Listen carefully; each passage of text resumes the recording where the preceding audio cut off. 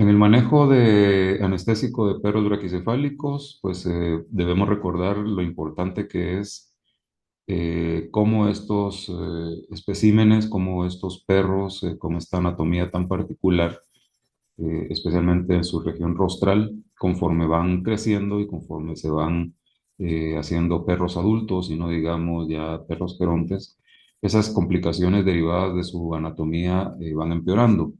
De tal forma que cuando son jóvenes o cachorros jóvenes, pues es relativamente sencillo su abordaje anestésico. Sin embargo, conforme estos animales van creciendo y van experimentando la dificultad ventilatoria a consecuencia de la anatomía de su región rostral, pues se va volviendo cada vez un reto más grande para el anestesista. Quiero iniciar recordando que esto pues no es todos los individuos, pero sí una buena mayoría de estos animales braquicefálicos pues pueden manifestar estas, estas alteraciones eh, fisiológicas derivadas de la anatomía, que al final de cuentas se van convirtiendo ya en problemas patológicos, problemas pues, que tienen que ser abordados ya de una manera muy particular. El manejo de perros y gatos braquicefálicos, pues los gatos son muy pocos eh, o poco comunes, por lo menos en nuestro medio, pero los perros sí son bastante, son razas muy comunes ya en nuestro medio. Pues requiere un abordaje muy particular. Prácticamente el problema de estos animales, como les decía en la introducción, es derivado de de su anatomía modificada genéticamente. De tal forma que recordemos que braquis y céfalos significa cabeza o región rostral corta. Y por lo tanto son animales que tienen un alto potencial de presentar dificultad ventilatoria. O sea, el problema primario de estos animales, aunque pueden tener otros, pero realmente es la dificultad ventilatoria. Son animales que debido a estas anatomías morfológicas y que, insisto, van empeorando conforme van volviéndose animales adultos, el problema primario derivado de esta anatomía es la disminución de la fracción inhalada. No olvidemos que la fracción inhalada de oxígeno se refiere pues, al porcentaje de oxígeno que un individuo inhala en cada ventilación. Y es equivalente al oxígeno del ambiente, de tal forma que un animal, un perro, un gato, o incluso nosotros, al respirar en una atmósfera normal, en una atmósfera limpia, pues estamos inhalando el 21% de oxígeno. Un perro de estos, ya con una complicación grande, ya un síndrome braquicefálico manifiesto, pues puede bajar esta fracción inhalada. Y esta fracción inhalada, pues va a impactar en la saturación periférica o saturación parcial de oxígeno, que es, pues no nos olvidemos, el porcentaje de hemoglobina saturada. De tal forma que son animales que en otras palabras, se mantienen desaturados o con saturaciones inferiores a lo fisiológico, inferiores a lo ideal. Hablemos, por ejemplo, que un animal dolicocéfalo, un animal con un rostro como el de este lobo y con una calavera o con un cráneo alargado, pues con una anatomía normal, pues al inhalar 21% atmosférico, va a mantener saturaciones arriba del 98%. Es lo ideal. Por supuesto que dependiendo de la presión atmosférica, pues esto puede variar, pero en condiciones normales, un animal dolicocéfalo, pues va a tener fracciones inhaladas del 21%, si hay 21% en la atmósfera, y eso va a mantener una saturación alta de oxígeno en el plasma, en la hemoglobina, hablemos de mayor del 97-98%. Mientras que un perro con un rostro como este, braquicefálico, con esa región rostral reducida, va a tener fracciones inhaladas inferiores al 21%, bastante inferiores, ¿no? Porque realmente pues esa pequeña nariz o incluso cuando hay alteraciones en las vías respiratorias superiores, en la garganta, el paladar elongado, por ejemplo, la macroglossia y todas las demás alteraciones que veremos en un momento, reduce esa fracción inhalada. Por mucho que inhalen por la boca, que jadeen, la fracción inhalada siempre va a estar reducida y esto va a impactar pues, en el porcentaje de hemoglobina saturada, ¿verdad? Y son animales que cuando uno les hace una oximetría previo a la anestesia, yo he tenido especímenes que andan entre 85 y 87% de hemoglobina saturada o de saturación de hemoglobina, lo cual es muy complicado para la anestesia. Entonces, hacia ahí va el enfoque de la anestesia de estas razas tan particulares, ¿verdad? Hacia el corregir esa fracción inhalada, hacia evitar que esa fracción inhalada tan baja impacte principalmente durante las fases iniciales de la anestesia, entiéndase preanestesia e inducción. Entonces, hacia ahí vamos, ¿verdad? Por supuesto que tienen otras alteraciones que ya las vamos a ir viendo en su momento, pero esto es lo principal, ¿verdad? Y todas las razas braquicefálicas pues tienen las mismas características, unos peores que otros, ¿verdad? Digamos, por ejemplo, el boxer es un braquicefálico, pero que tiene muy buena capacidad ventilatoria, ¿verdad? Nunca he tenido un boxer, por ejemplo, con síndrome braquicefálico, incluso braquicefálicos más pequeños, ¿verdad? Como el Boston Terrier, por ejemplo, que son como pequeños boxers o boxers en miniatura, pues tampoco he tenido yo complicaciones, pero sí mucho con los bulldogs, tanto la línea inglesa como la otra, eh, el francés, el pug, no digamos. Entonces, esto sí, sí nos dan bastantes problemas. Y recordemos, no solo es esto, esto es lo principal. Entonces, las consecuencias fisiopatológicas de esto, pues son, o lo que nosotros podemos observar, son animales que presentan ronquidos, tanto en alerta como al dormir, ¿verdad? Por supuesto que mientras más ronquidos nosotros observamos en los animales, esto nos indica que las condiciones de fracción inhalada van empeorando. De hecho, una clasificación que se utiliza en la preanestesia de este grupo racial de perros se basa en esto, ¿verdad? Principalmente en estas observaciones en cuanto a la frecuencia con la que estos perros respiran. Jadeo constante, muchas veces la nariz las vías nasales son incompetentes en estos animales, o sea, no pueden, en otras palabras, no pueden respirar por la nariz, tienden a tener respiración disneica, dificultad para acomodarse, he conocido algunos perros braquicefálicos que tienen que dormir casi sentados para poder respirar, o únicamente en decúbito external. No pueden dormir en decúbito lateral debido a las complicaciones derivadas de esto. Y también pueden presentar ventilación inconsistente, es decir, el animal aparentemente está ventilando normal, pero hay inconsistencia en cuanto a esa capacidad de obtener el oxígeno de la atmósfera. O sea, aparentemente respiran bien, pero tienen ventilaciones paradójicas en las que no hay una adecuada sincronía entre la ventilación torácica y la ventilación abdominal, y eso se va a impactar en fracción inhalada reducida y por lo tanto en saturación de hemoglobina reducida. Vean lo importante y lo impactante que puede ser para el anestesista el abordar un paciente de estos, porque en realidad nos puede complicar. Ocasionalmente, incluso estos animales pueden manifestar cianosis, ¿verdad? En condiciones, digamos, normales, en casa, ¿verdad? Pueden presentar cianosis debido a esta reducción que puede ser grande en la fracción inhalada. Y síncope, pues cuando se estimulan, cuando intentan hacer ejercicio, cuando el propietario de la mascota lo pone a hacer ejercicio, pueden incluso llegar a tener síncope, ¿verdad? Un desvanecimiento a consecuencia de hipoxia cerebral. Entonces, esto genera, desde luego que esto genera este defecto respiratorio obstructivo, va a producir mayor esfuerzo inspiratorio, o sea, el animal tiene que inspirar y eso va haciendo que para poder ventilar tenga que hacer más esfuerzo. Eso cambia la presión intratorácica y tiende a desplazar también los órganos abdominales hacia el tórax. Eso reduce el volumen de ventilación y la capacidad inspiratoria. Si nos recordamos por fisiología, estos volúmenes y capacidades son los que permiten pues, el correcto transporte de gases a nivel alveolar. Pero si se reduce ese volumen de ventilación porque el abdomen tiende a comprimir al tórax y si se reduce esa capacidad inspiratoria, obviamente el impacto en la oximetría va a ser muy intenso.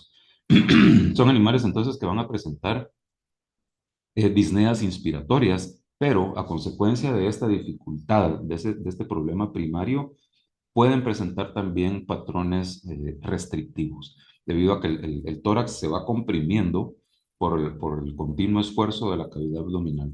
No nos olvidemos que la prensa abdominal, la musculatura del abdomen y las vísceras del abdomen, en respiraciones complicadas, disneicas, tienden a comprimir hacia el diafragma y reducir la capacidad ventilatoria en un tórax que per se ya es corto, ¿verdad? Es decir, aunque normalmente sus cuerpos son cilíndricos en forma de barril, el tórax, no es un tórax cuneiforme como la mayoría de otras razas.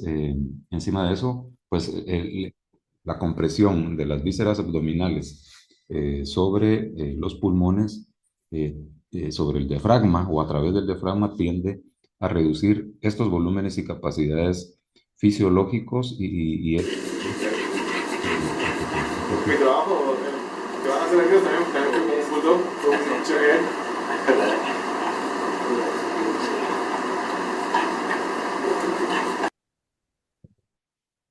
Disculpen el ruido ambiental. Pues se lo dejo porque me gusta escuchar el jadeo de este perro. Solo esperamos que cargue el video y lo pongo de nuevo. Vean la cantidad de moco, que es otra condición que estos animales pueden tener. A ver, lo vemos de nuevo. Mi trabajo, que van a hacer ellos también me confundo, como se escucha bien.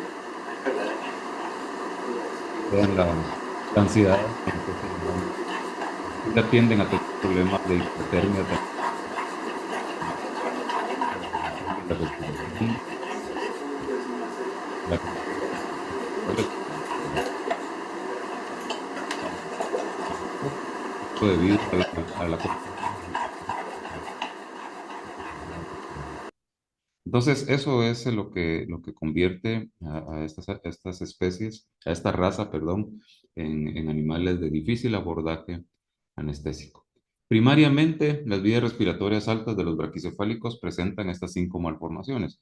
Es decir, esto habitualmente cualquier individuo de raza braquicefálica lo presenta en mayor o menor grado. Por supuesto es variable, pero muchos de ellos tienen las cinco complicaciones y van empeorando, insisto, conforme los animales van creciendo. Estas anormalidades derivadas de su anatomía son la estenosis nasal, o sea, sus conductos nasales son más estrechos. Obviamente es una región rostral que genéticamente ha sido modificada y está pues acortada, por así decirlo, y eso causa estrechez en los conductos nasales que en un perro dolicocéfalo con un cráneo normal pues son estructuras, recuerden, como turbinas a través de las cuales el aire pasa a través de los cornetes, pero una región rostral plegada, por así decirlo, a consecuencia de la anatomía, pues vuelve estrechos esos conductos nasales.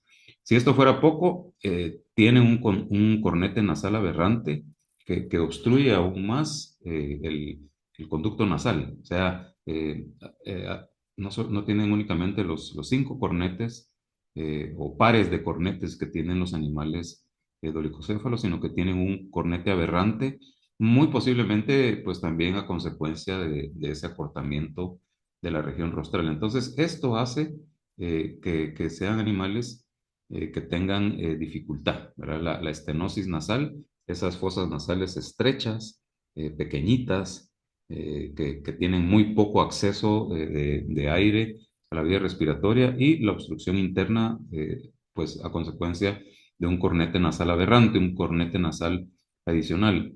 Lo clásico, pues, que es la elongación del paladar blando, un paladar muy largo que tiende a meterse dentro del epiglotis, ¿m? Y que conforme el animal va respirando y va forzando el paso del aire a través de de este paladar blando tan elongado, lo va inflamando y lo va edematizando y eso pues hace que este paladar blando esté pues más hinchado a consecuencia de esa irritación constante. La macroglosia, mm, genéticamente, o se les recortó la región rostral, pero la lengua pareciera ser la lengua de un animal normal. Entonces, tienen lengua grande y no solo es una lengua pues más larga de lo normal, sino que también es una lengua más ancha. Y esto tiende a también a empeorar el paso de aire en la vía respiratoria superior y la hipoplasia y estenosis de la tráquea. Esto es algo poco conocido, pero que debemos tomarlo en cuenta en la anestesia. La tráquea de estos animalitos, pues tiende a ser una tráquea más corta. Recordemos que el cuello también es corto, ¿verdad? Entonces tiende a ser una tráquea más corta y de menor diámetro que la tráquea normal. Entonces esto también reduce el paso de un buen flujo de aire. Importante que tomemos esto en cuenta por el tema de la intubación endotraqueal. Estos perros requieren tubos traqueales a veces hasta dos números inferiores a lo que se necesitaría en base a su peso. A sus tráqueas, no nos olvidemos de este dato, tienden a ser más delgaditas. A veces queremos entubarlos con el tubo correspondiente al peso y nos encontramos con una laringe mucho más estrecha, además de todas estas complicaciones. Entonces, esto es lo que ellos tienen primariamente.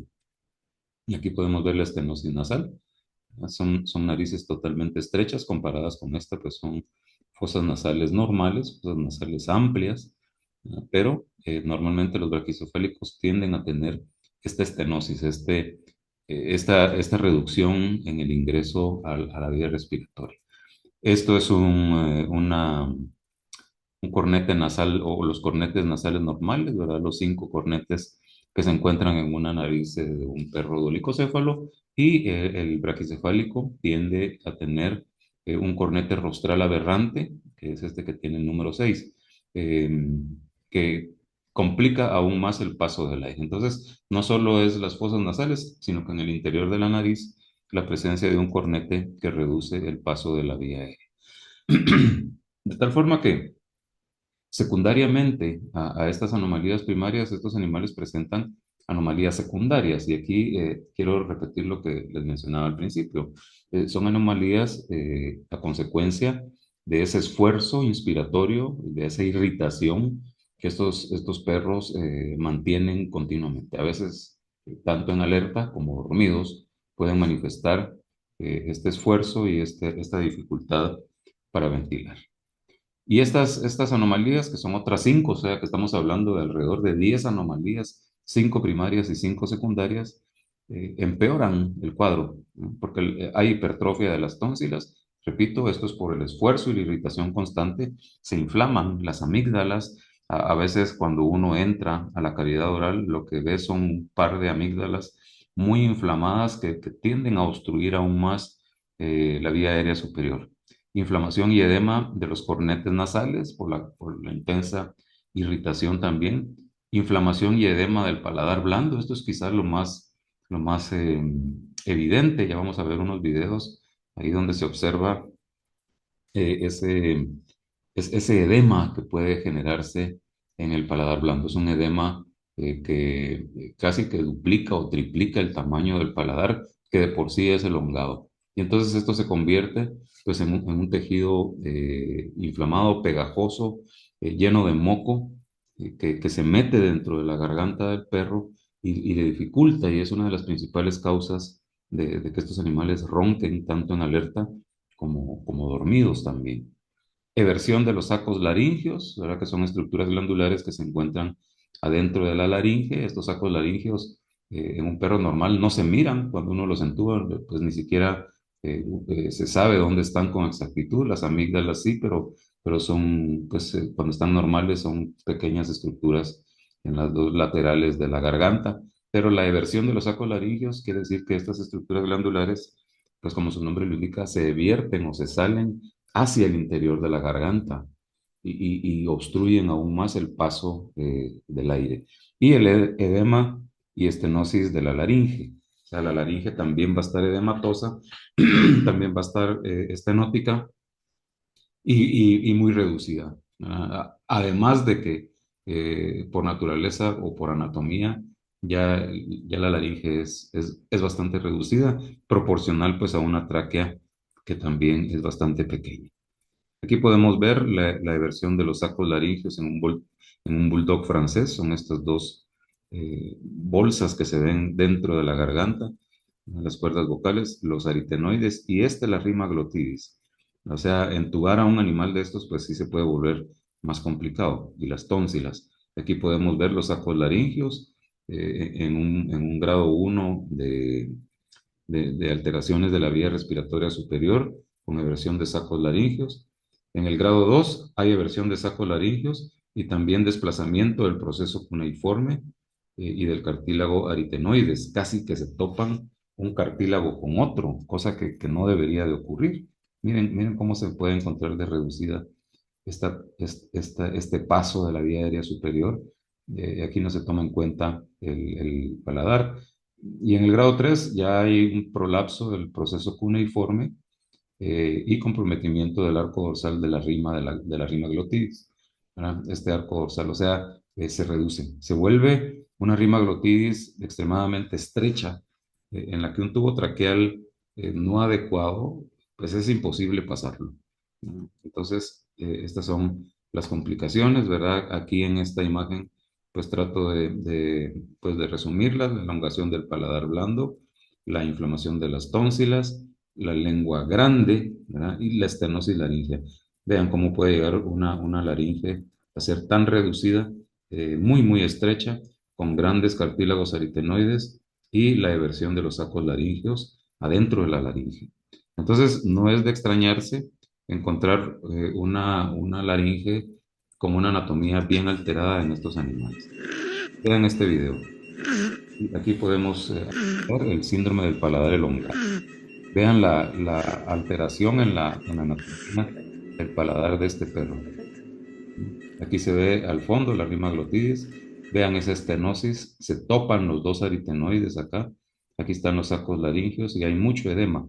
Pero en este video pues podemos apreciar esa alteración en la elongación del paladar, ¿verdad? Que se vuelve una estructura amorfa, ¿verdad? Pierde su anatomía normal, edematosa, pues muy pegajosa también. Ahí podemos observarlo previo a la intubación endotraqueal.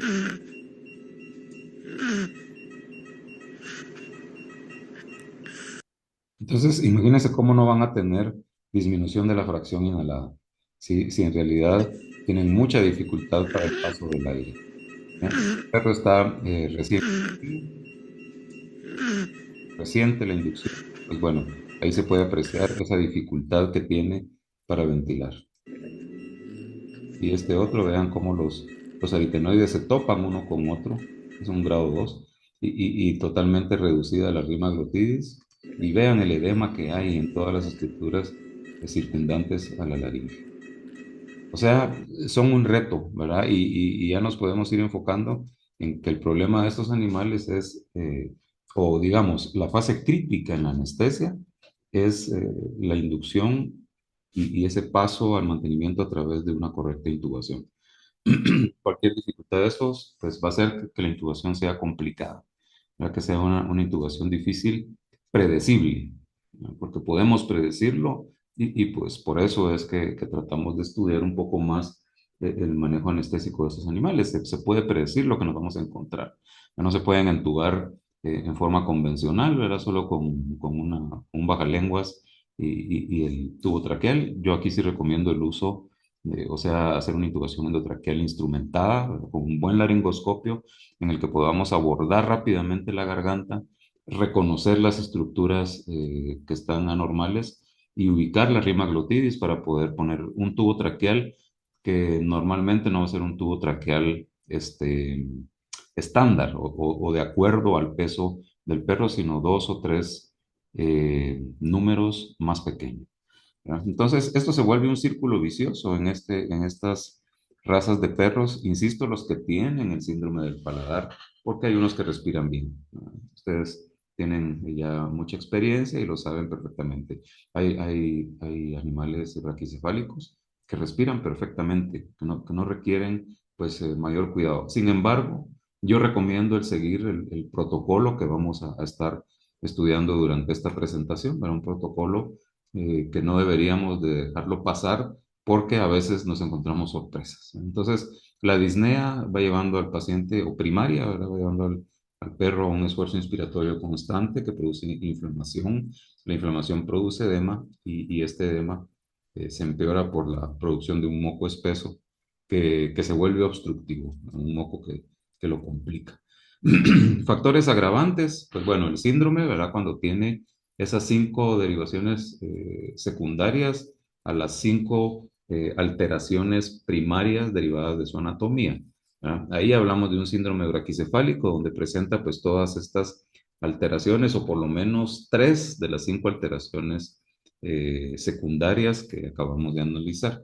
La obesidad es un factor agravante interesante o importante en estas razas de perros. Tienden a tener obesidad, especialmente los Pug y los Bulldog, ¿verdad? Tienden a ser obesos. Encima de eso, la edad, mientras más grandes, empeora estas estructuras y desde luego la justificación quirúrgica. Entonces, pensemos, por ejemplo, en una perra Bulldog inglés con sobrepeso, con el síndrome braquicefálico y con piometra por ponerles un ejemplo, y que hay que anestesiarla porque pues, es una piometra, cuello cerrado, a lo mejor ya hay sepsis y ya están comprometidos otros sistemas. Entonces, en realidad son retos anestésicos interesantes. Por supuesto que el animal este, se va adaptando, ¿verdad? A la anatomía y a las alteraciones derivadas de la anatomía. Produce retracción de la comisura de los labios, ¿verdad? Para ampliar la cavidad oral, pareciera como que estuvieran sonriendo, por así decirlo, pero lo que el animal tiene es el intento de aumentar el tamaño de la cavidad oral para permitir el paso de una mayor cantidad de aire. Todo esto es lo que se conoce como posiciones ortopnéicas, ¿verdad? Las posiciones ortopnéicas de los miembros, ¿verdad? El cuello estirado, el presentar este intento de ampliar el tórax, ¿verdad? La retracción de la comisura labial, desde luego que no tienen respiración nasal, su respiración es principalmente oral, cuando hay estenosis de la nariz, que es muy común. El uso exagerado de músculos abdominales, ¿verdad? La prensa abdominal que va compresionando las vísceras hacia el diafragma y por lo tanto reduciendo la capacidad inspiratoria de estos animales. Se vuelven restrictivos, ¿verdad? De un patrón de disnea inspiratoria va generando un patrón restrictivo, porque el tórax se vuelve corto a consecuencia de este uso exagerado de músculos abdominales, pues que fisiológicamente es con el afán de aumentar esa capacidad inspiratoria. Y el patrón respiratorio paradójico, pues esto es común para muchos o para la mayoría de enfermedades respiratorias. Ya vamos a ver el abordaje de animales con enfermedad respiratoria que se manejan mucho como este. De hecho, el protocolo que se sigue en animales con déficit ventilatorio es casi el mismo que se recomienda en braquicefálicos.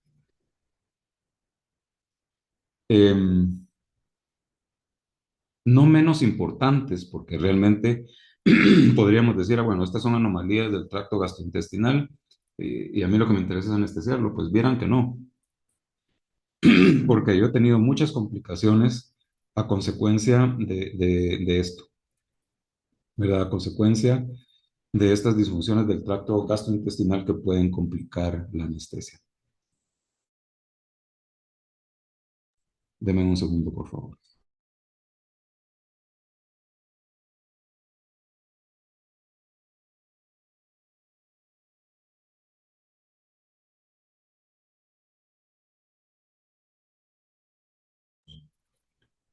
Gracias.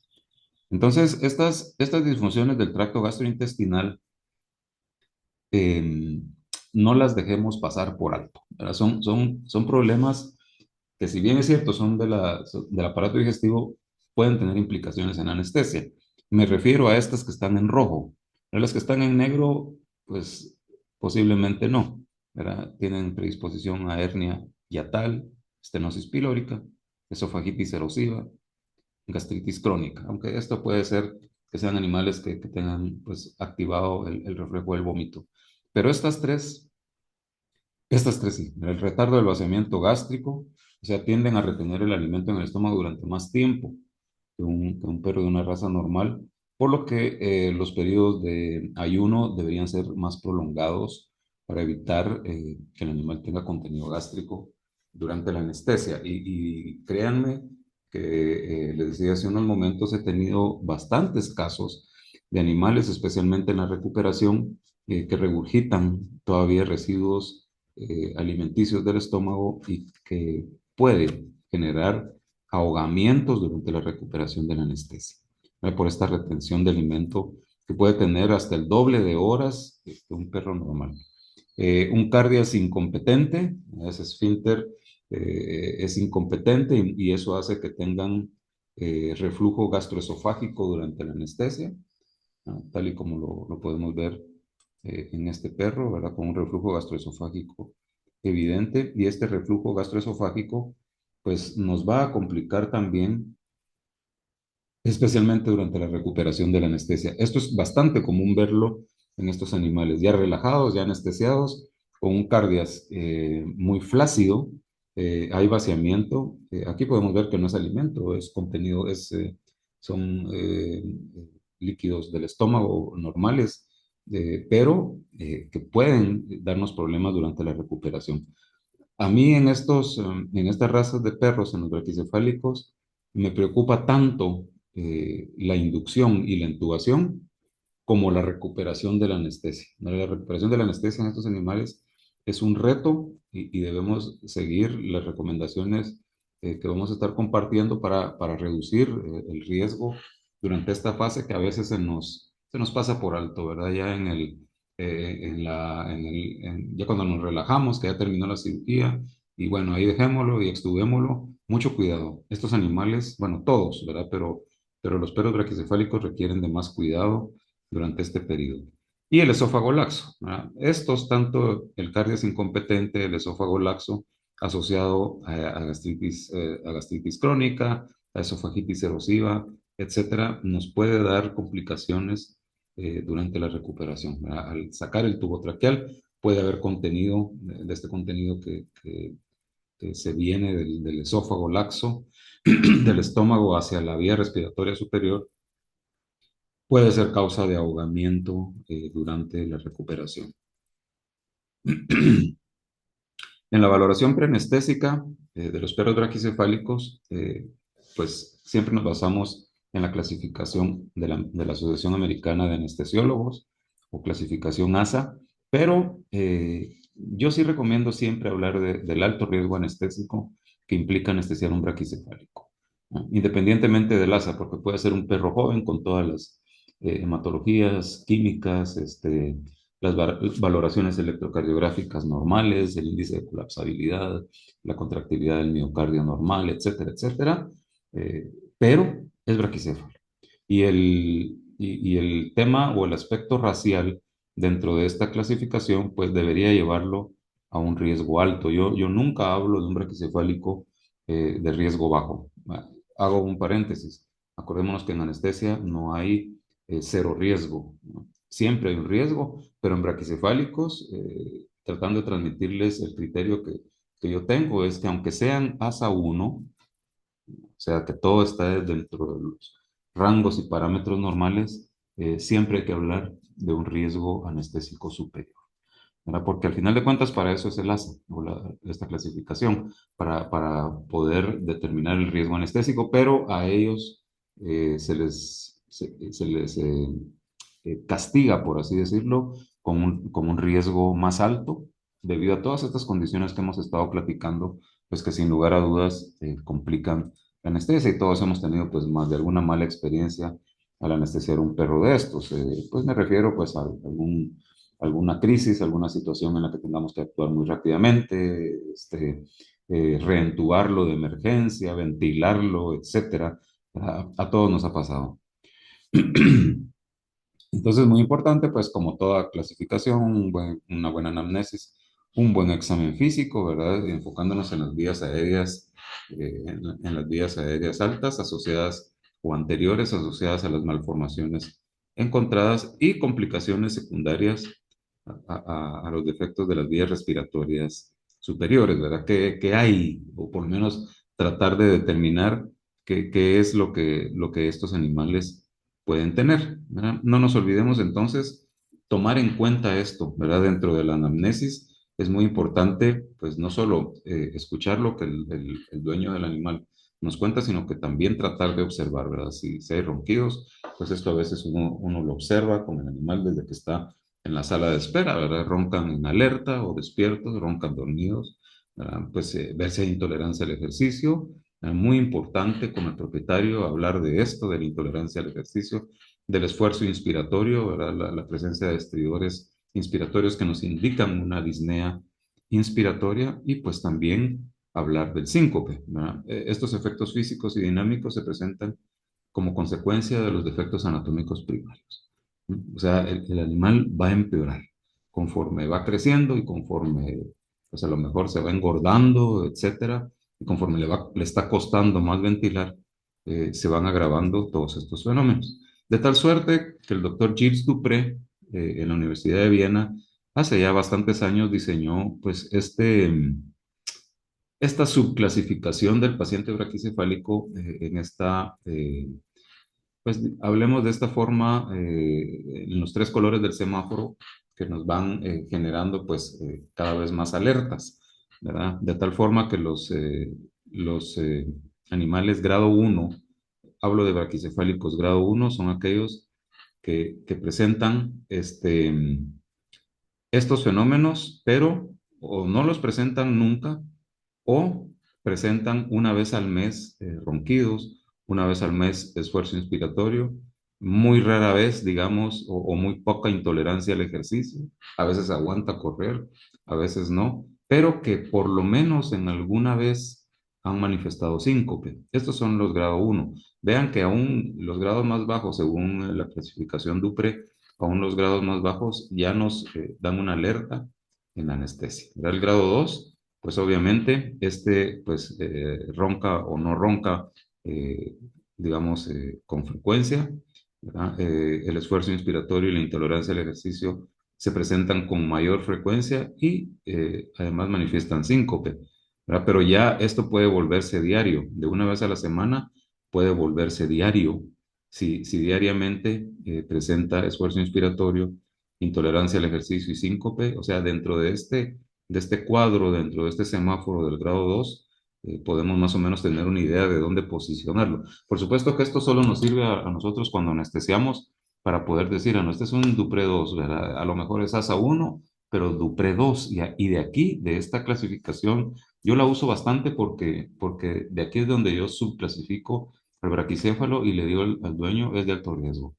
Bueno, sí, es que fíjese que más o menos una vez al día le cuesta inspirar, el animal no aguanta, pero ni caminar, a veces no digamos correr y se cansa con nada, pues entonces ya estamos hablando de un grado 2, ¿verdad? Y el grado 3 es aquel que más con frecuencia mayor de un día ronca, ¿verdad? Tiene esfuerzo inspiratorio, mucha intolerancia al ejercicio y síncope. Y no digamos el que constantemente manifiesta todos estos signos que son característicos de los brachicéfalos. Entonces, aquí les dejo esta clasificación de Dupré, pues nos sirve mucho, ¿verdad? Para poder, por supuesto que esto a lo mejor al dueño no lo va a entender, pero nosotros cuando anestesiamos sí podemos tener una idea de esto. Entonces, un paciente, repito, podrá ser a lo mejor ASA 2 por edad, qué sé yo, pero Dupré 2 o Dupré 3, ¿verdad? ¿Y qué tal si tiene enfermedad cardíaca y tiene una subclasificación ACVIN 1 o 2? Entonces ya estamos hablando de esto, ¿verdad? ASA 2, Dupré 2, ACVIN 1, ¿verdad? Entonces ya podemos tener subclasificaciones mayores.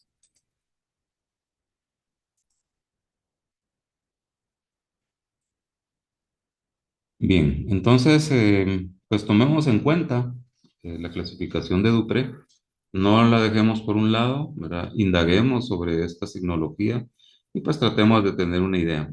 Aquí ya uno entonces sabe a lo que va, ya uno tiene mayor criterio para poder tomar decisiones en cuanto a la anestesia. ¿Verdad? En cuanto a pruebas de primera y segunda intención, pues las mismas, ¿verdad? No vamos a repetir esto, ¿verdad? Lo que habitualmente nosotros en nuestra clínica, pues usamos para clasificar y tener idea del paciente, pero a veces es necesario radiografía de tórax y cuello, ¿verdad? Más que todo para evaluar hipoplasia de la tráquea, edema pulmonar, cardiomegalia. Pues esto ya va más enfocado a aquellos animales que pareciera que también tienen signología cardíaca y necesitamos pues, hacer una clasificación ACVIM, ¿verdad? De la clasificación funcional ACVIM para poder determinar el riesgo de anestesia desde el enfoque quirúrgico. Pero como podemos ver en esta imagen radiográfica, pues pueden tener una tráquea excesivamente pequeña, ¿verdad? De un diámetro muy reducido. El edema pulmonar, pues sí puede estar presente, asociado, este edema pulmonar, asociado al esfuerzo inspiratorio. Entonces, esto es un hallazgo bastante común. Yo les digo, yo no hago radiografía de cuello y tórax bajo condiciones normales, excepto en pacientes braquicéfalos que se sospecha pues de alguna patología cardíaca, ¿verdad? Y ahí es donde uno se encuentra esas tráqueas con ese diámetro tan reducido. Aquí hay una hipoplasia de tráquea, un Boston Terrier, donde apenas se distingue la tráquea acá. Pues es una tráquea muy pequeñita.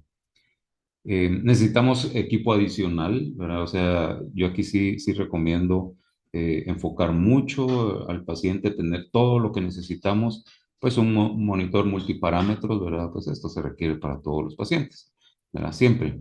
Pero importante medir pulsoximetría desde las etapas previas o desde la preanestesia, desde la inducción, desde el mantenimiento temprano y por supuesto que durante el resto del mantenimiento pulsoximetría pre y transoperatoria.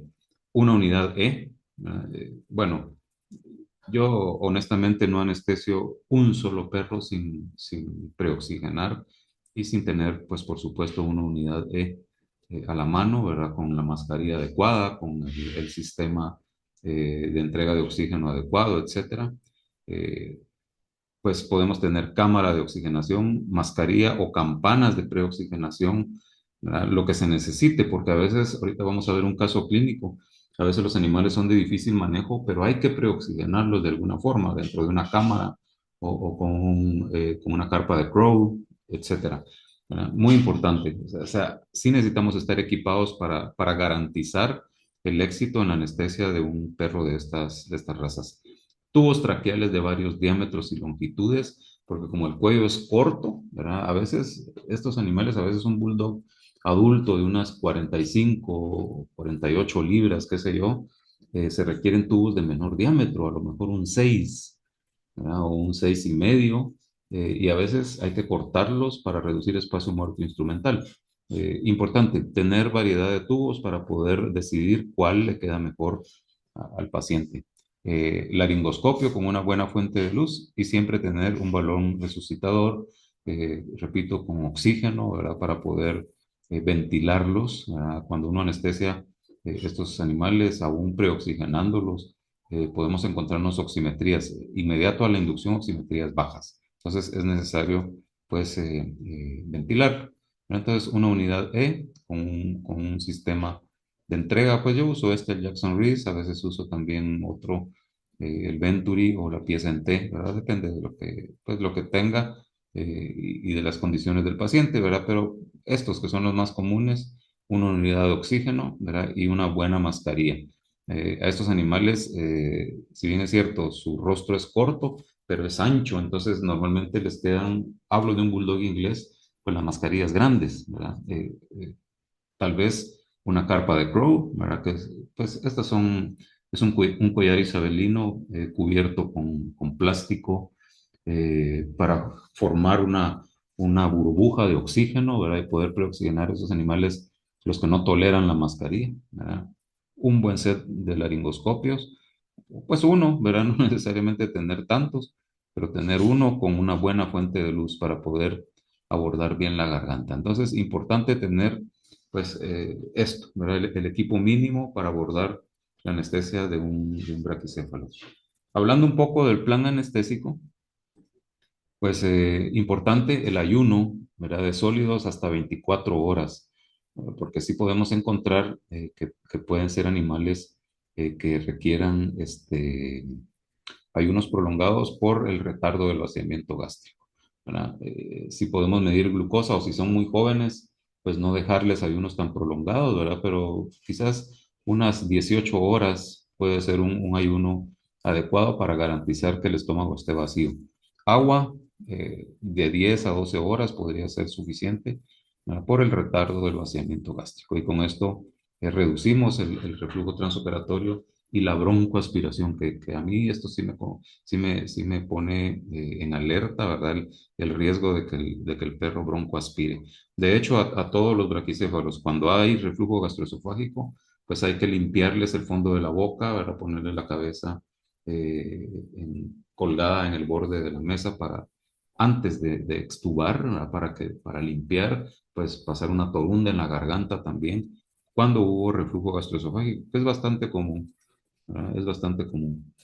A los vomitadores, pues tal vez su protector gástrico, procinéticos para mejorar el vaciamiento, como metoclopramida o cisaprida. Esto podría ser, digamos, una preanestesia temprana, ¿verdad? Administrarlo ambulatoriamente desde 12 o 24 horas antes de la anestesia. Ayuda bastante, ¿verdad? O si sospechamos que hay mucho edema del paladar elongado, una dosis de dexametasona de 0,5 a 1 miligramo por kilo. Esto sí, durante la preanestesia, a lo mejor el primer fármaco que ponemos, dexametasona, reduce bastante el edema de la garganta. Así sospechamos que es un animal que ronca, digamos, si es un Dupré 2, no digamos Dupré 3, con muchos ronquidos, ronca despierto, ronca dormido, tiene muchas posiciones ortopnéicas. La dexametasona ayuda, ¿no? La dexametasona nos puede producir una reducción significativa de ese paladar edematoso e inflamado que puede complicar la anestesia. Entonces vean que aquí es donde cabe la definición de la preanestesia versus preanestésicos, porque aquí hablamos de preanestesia como una fase de la anestesia, que no es exclusiva para el uso de preanestésicos, ¿verdad? Como por ejemplo un sedante, un tranquilizante, un opioide, un analgésico, etcétera, ¿no? Que quede claro que es parte de la preanestesia. Son fármacos que no son preanestésicos, pero que desde el momento que se usan para reducir riesgos anestésicos y se ponen antes de anestesiar al paciente, pues entran dentro de esta fase. Hablemos un poco de la sedación recomendada en los braquicefálicos. Pues vean, aquí en los braquicefálicos, los sedantes que nos dan más seguridad por la poca depresión ventilatoria son las benzodiazepinas, ¿verdad? Su depresión ventilatoria es mínima y también tienen mínima depresión cardíaca, ¿verdad? No es que todos los braquicefálicos sean cardiópatas, no es cierto, no es así, ¿verdad? Pero puede, si en nuestra clasificación ASA descubrimos que hay signos, incluso tenemos que clasificarlos de acuerdo a la clasificación funcional de ACVIN, ¿verdad? Dependiendo de lo que encontremos, pues entonces es recomendable el uso de benzodiazepinas, ya sea diazepam o midazolam. Entonces, podemos sedar al paciente con diazepam intravenoso, 0,5 miligramos por kilo. Les comento, para mí son sedantes muy seguros, muy, muy seguros, que nos pueden dar sedaciones quizás no de muy buena calidad, ¿verdad? Es muy raro ver que lleguen por lo menos a un grado 3, raro, ¿verdad? Yo no sé qué experiencia tienen ustedes, pero dentro de la escala de Otero, muy raros los animales, no de esta raza, de cualquier raza, muy raros aquellos que llegan a grado 3, que sería pues por lo menos un grado ideal. Se quedan más o menos en grado 2 y atención a esto porque tampoco vamos a tratar de tapar el sol con un dedo. A veces quedan en grado 1 o se van a grado 0, que ya sabemos que es disforia, ¿no? A veces. Entonces, no nos olvidemos que si vamos a usar benzodiazepinas como el diazepam o el midazolam, las condiciones indispensables, pues ideal que sea un perro tranquilo, la menor cantidad de personal médico dentro del área de preanestesia, poca luz, el menor ruido posible por los fenómenos que se desencadenan a los estímulos externos asociados a las benzodiazepinas. Si cumplimos con todas estas condiciones, podemos tener buenas sedaciones con las benzodiazepinas en estas o en cualquier grupo racial, ¿verdad? Diazepam, medio miligramo kilo intravenoso. No nos olvidemos que diazepam no se puede usar por la vía intramuscular. Bueno, se puede, pero no vamos a ver ningún efecto porque su absorción es muy lenta. Entonces, diazepam es estricto por la vía intravenosa. Midazolam tiene la ventaja que podemos aplicarlo por la vía intramuscular en dosis de 0,5 hasta 1 miligramo por kilo y midazolam intravenoso a 0,2 miligramos por kilo creo que es suficiente. Ayudan, son buenos sedantes. Muchas veces es mejor combinarlos, ¿verdad? Yo les voy a dar esta recomendación. Si yo quiero sedar con diazepam o con midazolam, a mí me gusta combinarlo con un opioide, ¿verdad? He estado probando, por ejemplo, la diazepam casi no lo uso, ¿verdad? Sí lo he usado. En la inducción me gusta un poco más, ¿verdad? Voy intravenoso, diazepam con ketamina, por ejemplo. Pero en la preanestesia prefiero usar midazolam, me parece un fármaco más potente. Aquí podemos verlo en base a la dosis y con muy buena absorción intramuscular en animales que no se dejen. Pero yo normalmente he estado probando, por ejemplo, midazolam con nalbufina.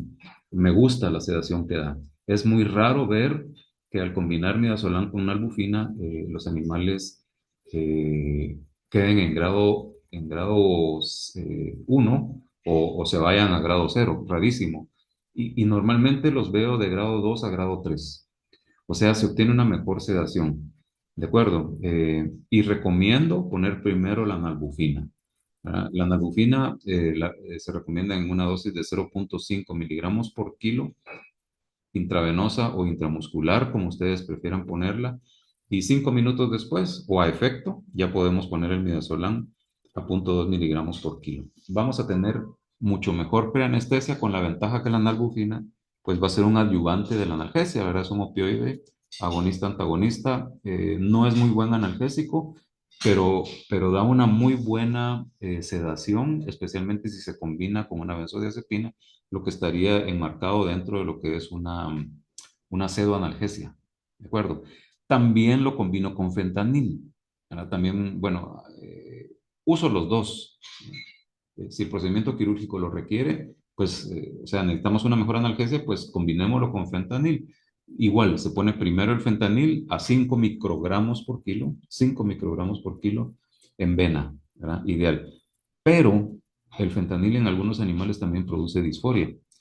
Quizás combinado con el midazolam o con el diazepam, menos, pero a veces uno pone el fentanil y hay disforia, ¿verdad? Con el fentanil. Entonces, con nalbufina no lo he visto, ¿verdad? Porque no es un agonista puro, ¿verdad? Es un agonista antagonista, entonces eso nos da más chance de que haya una mejor sedación y el midazolam potencializa la sedación y produce buena relajación muscular.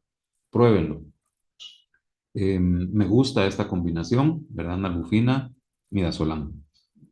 Muy seguro, ¿verdad? De hecho, esta semana lo utilicé en un perro que tenía efusión pleural y efusión pericárdica. Y era necesario, había organomegalia abdominal y era necesario hacerle eh, eh, eh, biopsias del vaso y biopsias del hígado. Quise anestesiarlo solo con sevoflurano, no toleró la mascarilla para preoxigenarlo y lo premediqué solo con nalbufina, no utilicé midazolam. La nalbufina fue suficiente para llevarlo a una buena sedación, toleró la mascarilla, le pasé sevoflurano y se pudo hacer el procedimiento sin ningún riesgo.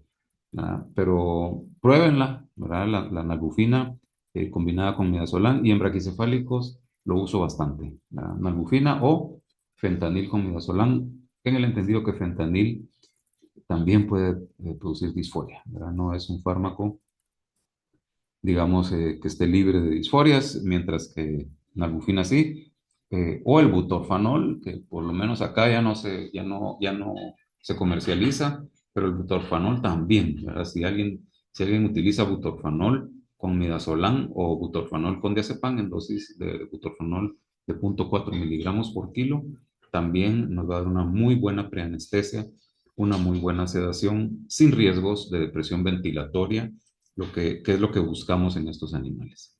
Aquí hay un poco de controversia, aquí les doy mi criterio, pero a mí me gusta inducirlos rápido, ¿verdad? Yo lo que menos quiero es un perro que esté sufriendo de disnea por estructuras anatómicas malformadas en la garganta, ¿verdad? Yo quiero llevarlo a un plano profundo donde pueda entubarlo en el menor tiempo posible y eso solo lo logro con ultrarrápidos intravenosos como el propofol, ¿verdad? Eso sí, y por eso lo pongo en rojo, que el animal esté perfectamente preoxigenado, ¿verdad? Y utilizando pues la dosis correcta de propofol dependiendo del estado de la preanestesia, ¿verdad? Voy a regresar acá. A veces la combinación de midazolam, bueno, midazolam, si bien nos va, o diazepam, si bien nos va, lleva al paciente a grado 2. Pero si le ponemos un opioide, eh, repito, nalbufina o fentanil, he visto grado 3 y hasta grado 4. Entonces, dependiendo de eso, va a ser mi dosis de propofol. Si el paciente, partamos de lo más indeseable, si el paciente queda en grado 1 o está disfórico en grado 0, uso 8 miligramos. Si está en grado 2, uso 6 miligramos. Y si está en grado 4, uso 4 miligramos. Ese es el criterio para inducir. Pero vuelvo acá, que esté debidamente preoxigenado. ¿A qué me refiero con esto? Pues entregarle una alta fracción de oxígeno. ¿Cómo lo logro? Pues ya lo sabemos, usando una mascarilla que le quede bien. A veces es difícil por la anatomía de la cara de estos perros, que logremos una buena preoxigenación o su mismo temperamento, ¿verdad? No toleran la mascarilla. Póngale un poquito de nalbufina, ¿verdad? O de, sí, de un sedante muy suavecito para que se dejen preoxigenar, una buena mascarilla, un buen flujo de oxígeno, ¿verdad? Hasta 2 o 3 litros por minuto, si fuera necesario, ¿verdad? Estamos hablando de animales con déficit de oxígeno, con déficit. Entonces, hay que darle un flujo alto para que mejore el intercambio a nivel alveolar y durante un tiempo adecuado, ¿verdad? Porque si le vamos a dar 3 litros por minuto, pero por 2 minutos para ahorrar oxígeno, estamos desperdiciando 2 minutos de oxígeno. Eso no sirve para nada. Si queremos una buena preoxigenación en un braquicéfalo que le cuesta ventilar, yo recomiendo mínimo 10 a 15 minutos. De 10 a 15 minutos con oxígeno a alto flujo y con una mascarilla que se ajuste bien a la cara del paciente y con eso vamos a lograr pues por lo menos una fracción inhalada arriba de 50%, ¿verdad? De 50 a 60% de fracción inhalada, que es lo ideal, ¿verdad? Un 60, un 50-60% durante 15 minutos a un flujo alto y estamos seguros de que yo puedo usar propofol sin ningún riesgo. Yo no induzco a estos pacientes con otra cosa más que con propofol por la velocidad. Es muy rápido, a veces si el paciente está en grado 2 o 3, 2 o 3 bolos de propofol y eso sí, tenemos que entubar muy rápidamente. Tenemos que entubar muy rápidamente porque de lo contrario, eh, estas anomalías continúan y entonces la fracción inhalada es muy baja y pueden hacer hipoxemia en muy poco tiempo. Entonces, una intubación bien instrumentada, no nos olvidemos de este término, intubación difícil predecible. O sea, yo voy a predecir que esto me va a costar y tengo que estar enfocado en hacerlo adecuadamente. Y si yo no soy muy hábil, pues que alguien de mi clínica que tenga habilidad entube al paciente, ¿verdad? Pero aquí sí, esta es la clave más importante para el abordaje de la vía aérea de estos animales, ¿verdad? ¿Pueden inducir con otra cosa? Sí, sí se puede inducir, ¿verdad? Yo podría inducir, por ejemplo, con ketamina y midazolam. No es tan rápida y entonces la ketamina pues no lleva una pérdida del deglutitorio tan buena como el propofol, ¿verdad? Pero abordando rápidamente la garganta. Se puede inducir con anestésicos inhalados. Yo lo haría, ¿verdad? Pero lo haría Quizás no con isoflorano, sino preferiría sevoflorano, pues tengo la ventaja que tengo ambos gases, ¿verdad? Pero pongo aquí isoflorano porque es el que más comúnmente tenemos, ¿sí? Puede ser, no es lo ideal, ¿verdad? Pero si el paciente está bien sedado, logramos un grado 3 o ojalá un grado 4 con la combinación de nuestros sedantes, ¿verdad? Eh, quiero retomar algo, evitemos agonistas alfa 2, muy importante en braquicefálicos, evitar agonistas alfa 2 que son los mejores sedantes, sin duda. Xilacina es uno de los mejores sedantes, pero tiene muchas morbilidades asociadas a la ventilación, asociadas al corazón también, asociadas a la relajación del de los esfínteres del cardias, y entonces eso nos va a empeorar el cuadro, ¿verdad? Y por lo tanto, deberíamos de evitar utilizarlo, pero si lo tenemos bien premedicado con una benzodiazepina, con un opioide, eh, eh, preoxigenarlo bien, ¿verdad? Toleran, si están bien sedados, toleran bien la mascarilla. ¿Con cuánto lo preoxigenamos? A un flujo alto, 2 o 3 litros, 10, 15 minutos con una buena mascarilla y luego abrimos el isoflorano al 5%. A los 5 minutos se quita rápidamente la mascarilla y entubamos al paciente. Es otra forma de hacerlo. Yo no soy muy adicto a utilizar inducción a gases, ¿verdad? Prefiero inducir intravenoso, ¿verdad? Y si lo hago a gases, es con sevoflurano, porque es más rápido, es muchísimo más rápido, debido a su coeficiente de partición sangre-gas, es más insoluble, entonces es un gas muy rápido. En segundos el paciente se duerme muy rápidamente, con la gran ventaja que no tiene ningún olor ni pungencia, ¿no? Versus el isoflurano que tiene un olor intenso y además pica en las vías respiratorias. Y no digamos si la mascarilla le queda muy grande al paciente y los ojos están dentro de la mascarilla, pican las córneas, arden y el paciente va a rehusar. Entonces, con todas estas recomendaciones, pues podríamos usarlo. Yo me voy a avena, ¿verdad? Me parece una inducción muy rápida, pero insisto, repito y lo vuelvo a decir, el animal bien preoxigenado. No nos olvidemos que Propofol tiene un impacto directo sobre la ventilación. Entonces, quizás para algunos anestesiólogos esto pueda ser mórbido. Para mí no lo es si he hecho una buena preoxigenación. Tengo al paciente bien saturado, hemoglobina al 100% de saturación, el plasma saturado de oxígeno y eso sí, una buena intubación, una intubación eficiente, bien instrumentada para poder garantizar el acceso a la vía aérea. Toda vez estamos en tráquea, siempre que hablo de anestesia braquicefálicos, toda vez está el tubo dentro de la tráquea y le empezamos a dar oxígeno a ese paciente es como cualquier otro perro, ¿verdad? Cero dificultad porque estamos pues obstruyendo ese bloqueo que producen las estructuras anatómicas, ¿no?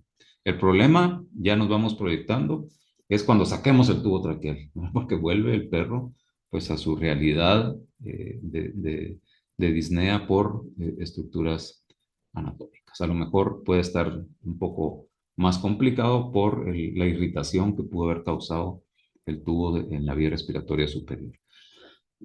Pero eso lo veremos más adelante. Evitar barbitúricos, ya no se usan, pero igual. O combinaciones de sedantes con disociativos, como xilacina y ketamina, ¿verdad? O las combinaciones de cualquier disociativo con una benzodiazepina, ¿verdad? Evitémoslo porque el problema de estos fármacos es que no hay una buena pérdida del deglutorio y entonces la intubación no va a ser eficiente y el animal puede empeorar al momento de intentar abordar la vía aérea con una restricción de este tipo. El mantenimiento, como cualquier otro paciente, ¿verdad? Con el gas que ustedes tengan o propofol intravenoso, no importa. Y el propofol, ¿verdad? En dosis de mantenimiento, ¿verdad? De 24 miligramos kilo hora, que equivale a 0,4 miligramos kilo minuto en infusión continua, ¿verdad? O isoflorano, pues a la volatilización que ustedes pues utilicen o deseen de acuerdo a la analgesia y de acuerdo al procedimiento a realizar. De aquí en adelante, como les decía, ya el mantenimiento, analgesia, es lo mismo, ¿verdad? Son animales, son perros, ¿verdad? Que responden a todos los analgésicos eh, que normalmente utilizamos. Podemos usar fentanil, podemos usar dexmedetomidina. Aquí sí, porque ya el animal está entubado. Además, recuérdense que las dosis analgésicas de dexmedetomidina son 10 veces más bajas que las dosis preanestésicas, o sea, son dosis muy, muy inferiores que nos pueden dar una buena analgesia. Podemos hacer técnica de analgesia en bolos manuales o hacer infusiones continuas o hacer goteos combinados con otros fármacos. La analgesia no tiene ninguna restricción. Insisto, el tema es la preanestesia, la inducción, la rápida o el rápido abordaje de la vía aérea y de ahí en adelante, como cualquier otro perro, ¿verdad? No tienen digamos, nada más que nos pueda complicar. Podemos hacer bloqueos nerviosos, ¿verdad? Bloqueo epidural, un poco complicado por la anatomía también de la región caudal, ¿verdad? Son animales muy compactos y a veces gorditos y cuesta pues encontrar el lumbosacro. Pero bueno, podemos hacer epidurales, o podemos bloquear plexos, o podemos bloquear intercostales, o lo que uno quiera, ¿verdad? No hay ningún inconveniente. Y la analgesia posoperatoria, o sea, el AINE, pues también, el que nosotros podamos utilizar. Contraindicada la xilacina y la ketamina, ¿verdad? En dosis mayores de medio miligramo kilo puede dar bradicardia. Recordemos que son animales con tendencia a bradicardia precisamente y también enfermedades del corazón. La xilacina con la ketamina se complica porque no se puede asegurar la vía aérea. A veces presentan una parálisis de la vía aérea muy pasajera, 5 o 10 minutos y luego hay que extubar al paciente. No es tan adecuado para ellos. No nos olvidemos que lo que queremos en el braquicéfalo es tener una vía aérea garantizada durante todo el proceso anestésico quirúrgico. ¿Y qué pasa al extubarlo? Pues al extubarlo nos vamos a topar con una garganta disfuncional. Toda vez quitamos el tubo traqueal, pues los sacos laringeos, las amígdalas, el paladar blando elongado, lo que el perro tenga, vuelve a obstruir. O sea, no lo podemos tener con mascarilla, no va a estar respirando bien. Mucha atención a esto. Entonces, estas combinaciones de xilacina y ketamina o tiletamina y solazepam no se puede garantizar la vía aérea.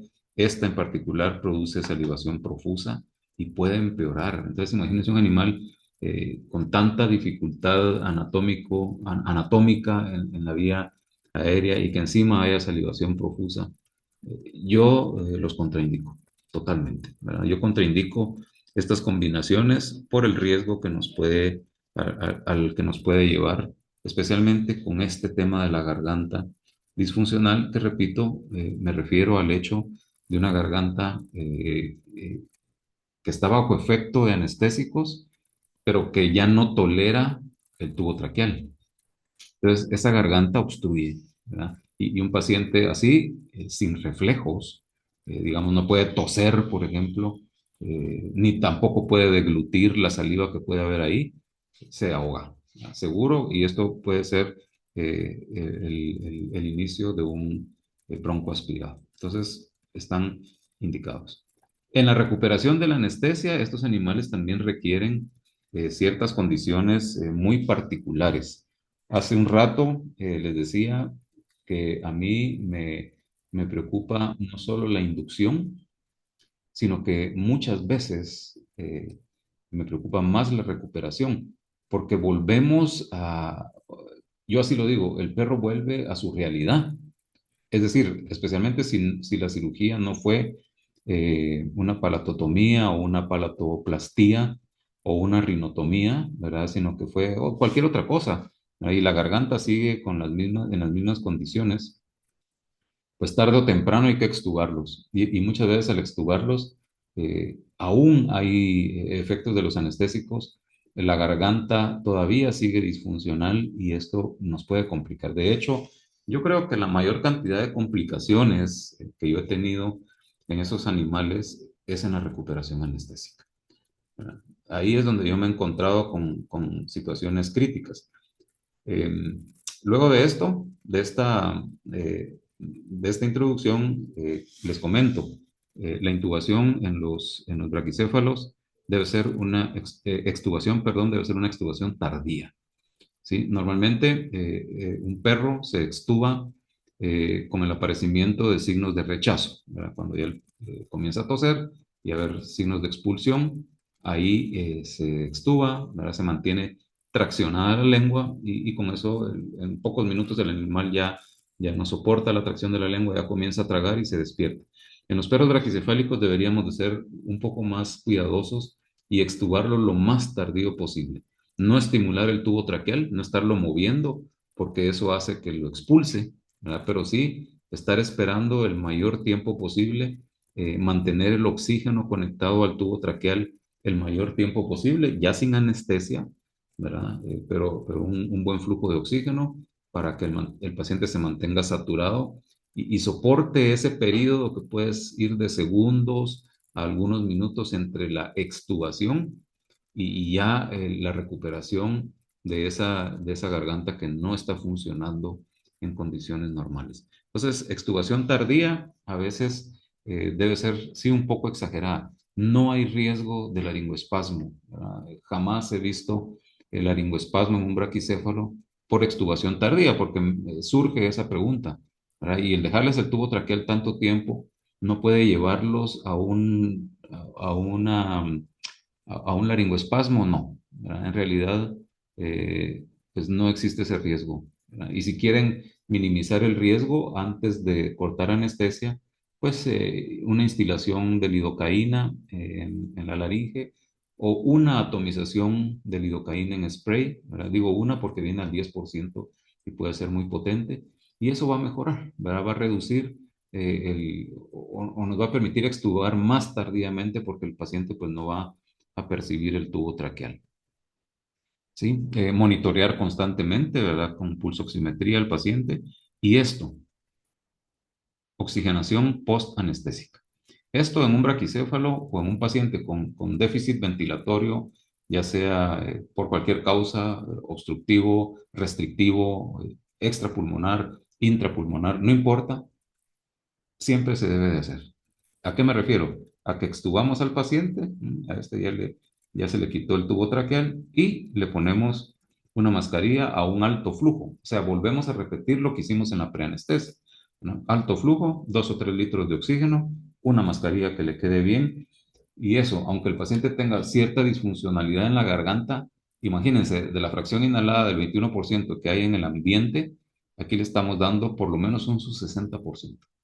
Esa es la recomendación más importante en la recuperación anestésica. Extubar tardíamente hasta que ya el paciente casi que expulsa por sí mismo el tubo traqueal y poner un buen flujo de oxígeno con una buena mascarilla durante el tiempo adecuado. Con esto, colegas, estamos garantizando, de verdad, se los digo con toda honestidad, garantizando una recuperación segura. Me estresa la recuperación de los braquicefálicos, ¿verdad? Más que la inducción, ¿verdad? Más que la inducción, me estresa la recuperación. He tenido situaciones complicadas. Ahorita vamos a ver un video y un caso clínico de esto, ¿verdad? He tenido más, pero pues no los puedo poner todos. Ideal en esta oxigenación post-anestesia, ideal con mascarilla, ¿verdad? Este, por ejemplo, era un animal muy agresivo y aquí estaba todavía medio dormido y nos toleró la mascarilla. Luego le pusimos la carpa de Crow y ahí lo tuvimos con oxígeno un buen rato. Otra observación, si está preoxigenándose en carpa de Crow, el flujo debe ser de 10 a 15 litros por minuto. Si le damos 2 o 3, como con la mascarilla, no sirve, ¿verdad? El ambiente en el que el perro está respirando el oxígeno es muy grande, entonces necesitamos un flujo equivalente a ese ambiente, ¿verdad? Entonces, pues con estas recomendaciones creo que podemos, perdón, ya anestesiar a estos animales con más seguridad. Otra observación importante, si el paciente, a ver, me voy a venir para acá, si el paciente lo tolera, si es un animal que respira bien, joven, ASA 1, no tiene clasificación Dupré ni ninguna otra, podemos premedicar con otro fármaco, ¿verdad? Por supuesto que lo podemos hacer, no necesariamente con benzodiazepinas. Estas las pongo acá, digamos, como el fármaco, digamos, más común o que más se recomiendan o la combinación de fármacos más recomendados. He usado bastante acepromacina, por ejemplo, ¿verdad? Acepromacina tampoco me gusta sola porque realmente la acepromacina es un tranquilizante.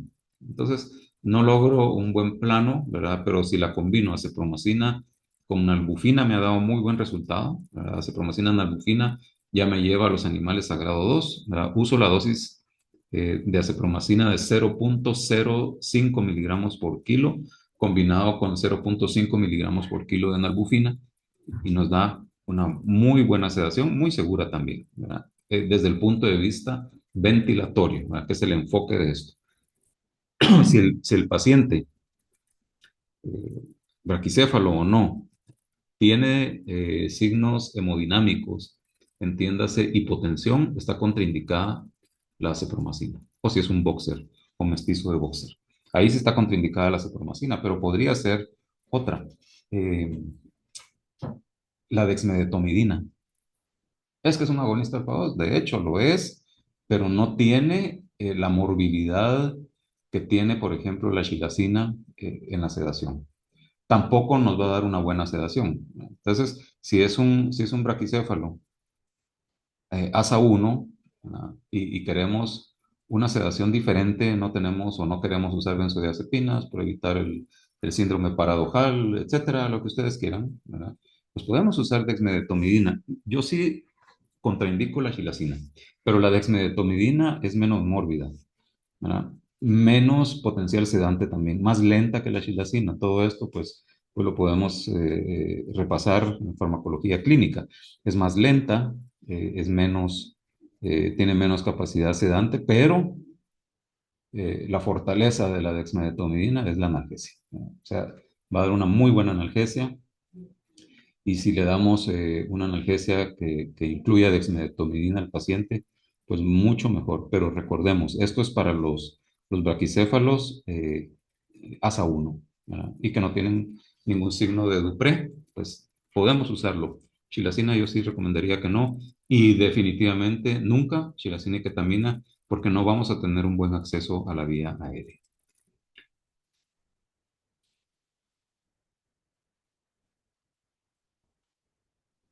¿Qué riesgos hay durante la recuperación de la anestesia? Pues creo que ya los mencioné.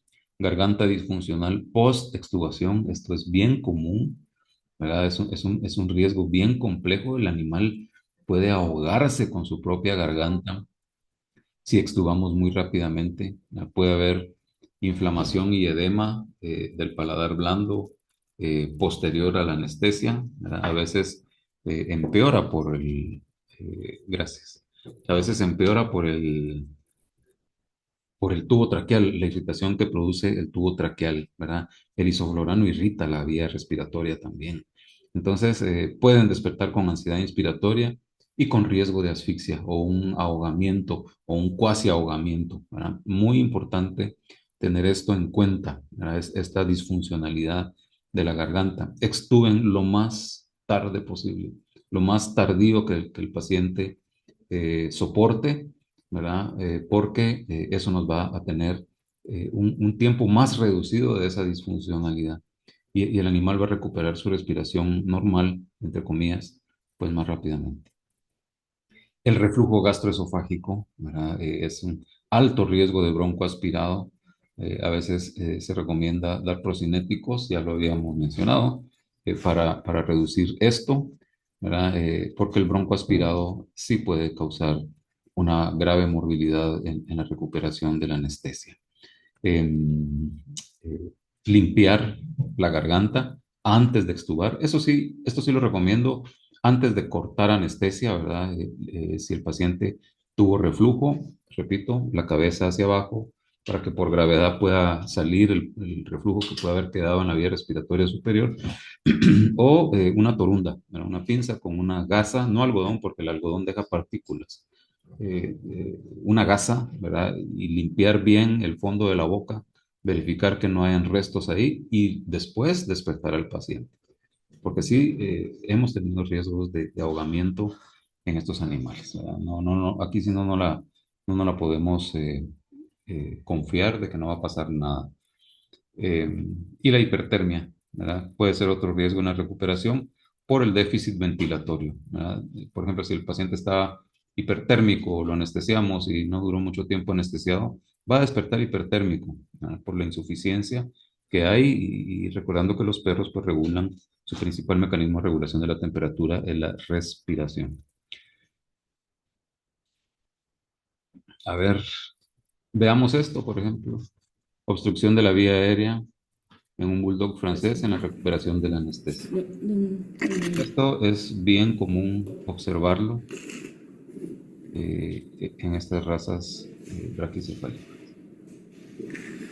Pues fue extubado prematuramente, ¿no? Y había obstrucción. Ahí está administrando oxígeno, pero sí hubo cierto sufrimiento. Vean, hay cianosis en la lengua también. Aquí desde luego que ya no hay tubo traqueal. Si el problema es muy complicado, aquí se recomienda volver a inducir, ¿verdad? Si el paciente no se recupera rápidamente, hay que volver a inducir, entubar muy rápidamente y repetir la plana, por así decirlo, porque el paciente, volverlo a inducir, volverlo a oxigenar bien y extubarlo correctamente. Aquí lo tenemos, este es un bulldog francés con obstrucción de la vía aérea. Aquí está, vean eso. Miren la cianosis en la lengua, el animalito se está asfixiando. Este video es cortesía de otro colega. No es un caso mío, ¿verdad? Pero es consecuencia de una extubación temprana, ¿verdad? Sus propias estructuras anatómicas los asfixian. Tuve casos similares, pero en un perro que no fue ayunado y hubo reflujo de alimento durante la cirugía y a pesar de que la boca con algunos restos por ahí. Esto pues puede ocurrir con mucha facilidad en las razas braquicefálicas, ¿verdad? Atención a esto, ¿verdad? Aquí hago la observación de la extubación. Ya se le está administrando oxígeno, ya no hay tanta ansiedad, ¿verdad? Ya recuperó la deglución, ya recuperó esa disfuncionalidad de la garganta.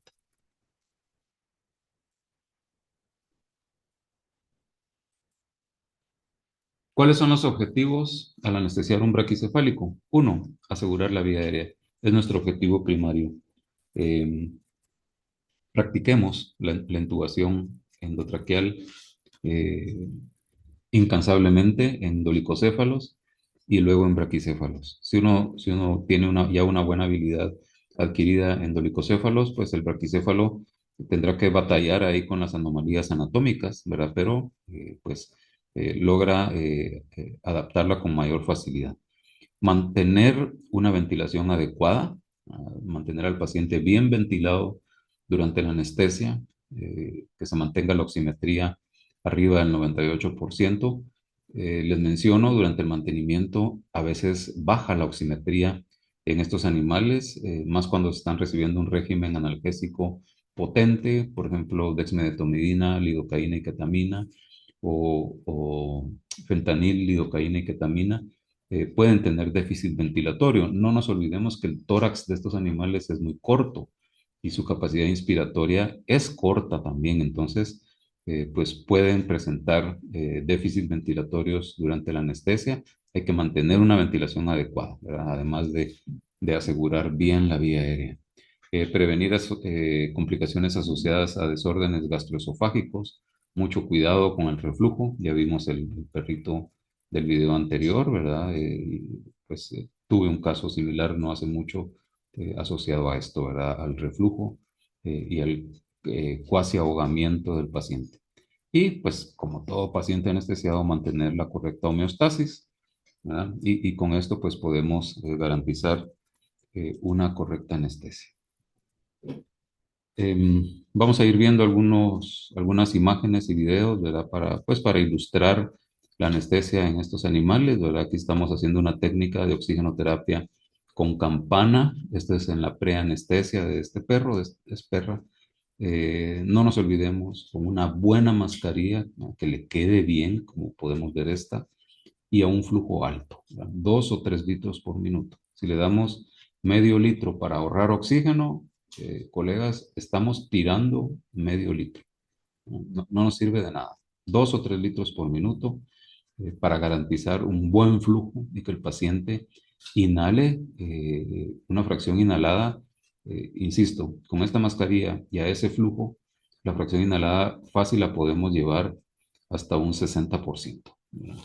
Eh, ¿Cómo entendemos esto? Pues el oxígeno viene al 100% dentro de los cilindros, hay pérdida a través de los bordes de la mascarilla y esto pues lleva a una fracción inhalada reducida, pero reducida a 60, de 21 a 60, pues es casi 3 veces la fracción inhalada durante o en condiciones ambientales.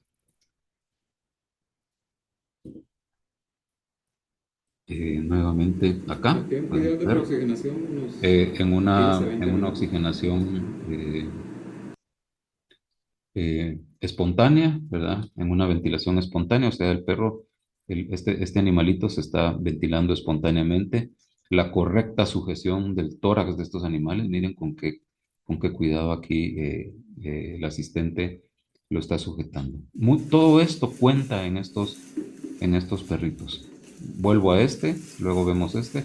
Esto es espontáneo, o sea, él solito se está ventilando en un sistema abierto. Aquí le estoy pasando 2 litros por minuto. Es un sistema abierto, pues aquí podemos dar 2 litros, es más que suficiente. La mascarilla le queda bien.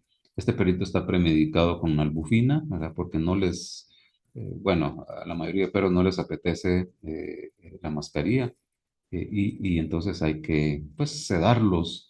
Obviamente no con un sedante que los lleve a depresión ventilatoria como un alfa-2 agonista, pero acá con una albufina, acepromacina podría ser. Ideal es no ponerle nada, ¿verdad? Pero si el animal no tolera, vean con qué suavidad se está preoxigenando acá.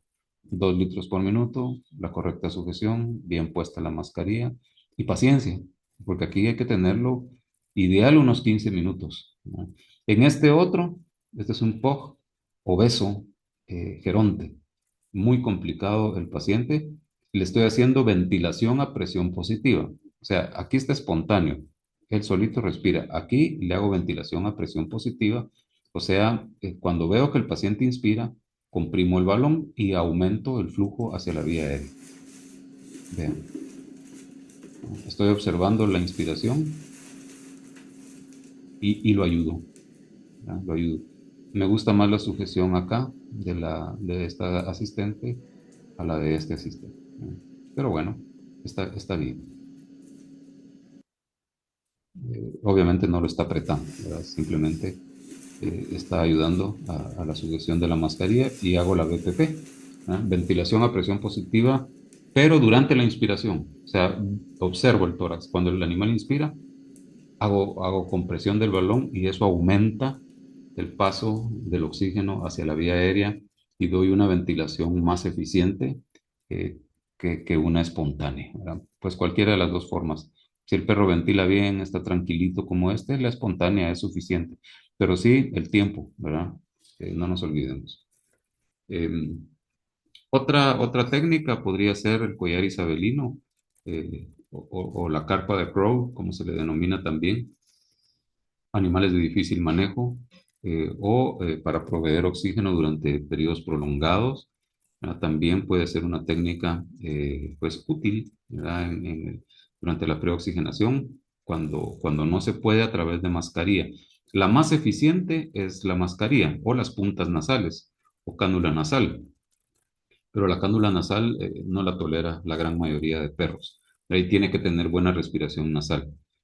Pero estos, si yo quiero preoxigenar durante media hora en un animal pues, que no coopera a la mascarilla, pues se va con una carpa de Crow, pero vean, tengo que darle 15 litros por minuto, ideal, ¿verdad? 15 litros por minuto, porque pues el ambiente en un sistema de preoxigenación como este es muy grande y 2 o 3 litros son insuficientes. Y con esto, vean, logro una fracción inhalada inferior a la que logro con la mascarilla. Aquí logro hasta el 60% y aquí me quedo en 40%.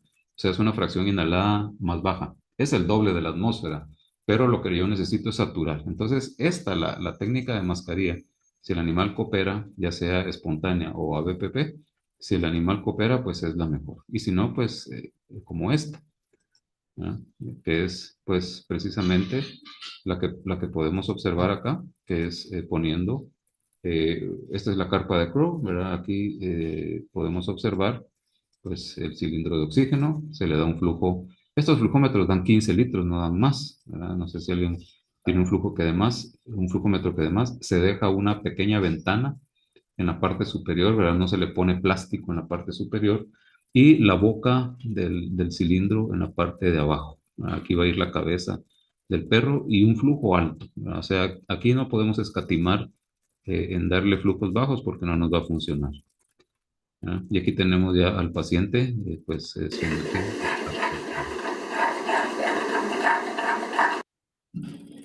Solo quiero regresar acá. Vean, aquí está la boca del oxígeno, aquí abajo. El animal inhala oxígeno, flujo alto, y el CO2 sale por acá, porque si no le podemos causar hipercambio.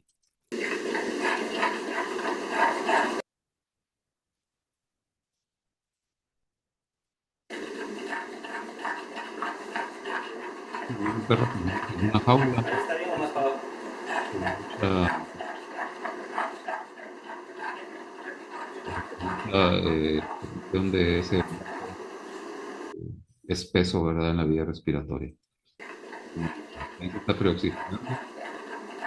Ideal 15, 20 minutos, aguanta 30. ¿Está bien Casi o se más para va abajo? a consumir el cilindro, la unidad E, ¿verdad? Pero si el animal no coopera, tiene que ser un procedimiento de estos, un flujo alto, insisto, de lo contrario, vean, aquí la fracción inhalada es inferior, es del 40%, entonces aquí tenemos que jugar con el tiempo y con el flujo. Si le damos flujo de 15 litros durante 15, 20, ideal 30 minutos, el paciente va a salir de esa carpa bien preoxigenado y vamos a tener una inducción muy segura. La cánula binasal, aunque es la más común en humanos, los perros no la toleran. Tiene que tener buena respiración nasal. Hay braquicéfalos con muy buena respiración nasal, pero no todos tienen las malformaciones. Y tiene la ventaja, vean, la fracción inhalada es alta.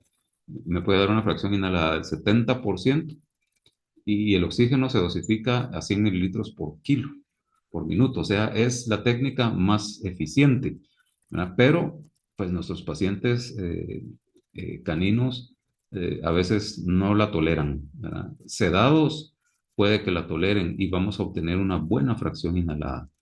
Son cosas que no se usan, ¿verdad? No tenemos como que el hábito de usarlas. Yo lo he utilizado en algunos animales, pero aquí sí, insisto y repito, tienen que tener una buena respiración nasal. De lo contrario, no sirve porque está entrando por la nariz, pero por la cánula que inyecta el oxígeno directamente al interior de las fosas nasales. Entonces, no es tolerada bien por los pacientes, se requiere una buena respiración nasal o en pacientes con conciencia alterada. Aquí nos salimos, si quieren, de braquicéfalos, un perro con conciencia alterada, trauma craneoencefálico, por ejemplo, es muy cómodo, ¿verdad? Y si hay respiración nasal, pues es muy cómodo ponerle estas ondas y se dosifican a bajos flujos y nos puede dar hasta el 70% de fracción inhalada. Estas son las cánulas binasales que se usan en personas. Yo lo usé, por ejemplo, en este braquicefálico. No está premedicado, ¿verdad? Una perra, eh, pues demasiado tranquila, diría yo. Estas son ideales para premedicarlas con benzodiazepinas, pero con buena respiración nasal. El problema de esta paciente era macroglossia, una lengua, digamos, hablo del problema asociado a la raza, una lengua exageradamente grande y de estar expuesta al medio ambiente, pues incluso se le ve agrietada la mucosa lingual, pero vean, una preoxigenación muy buena, de verdad, poco conocida, pero muy restringida a animales, pues con buena ventilación nasal.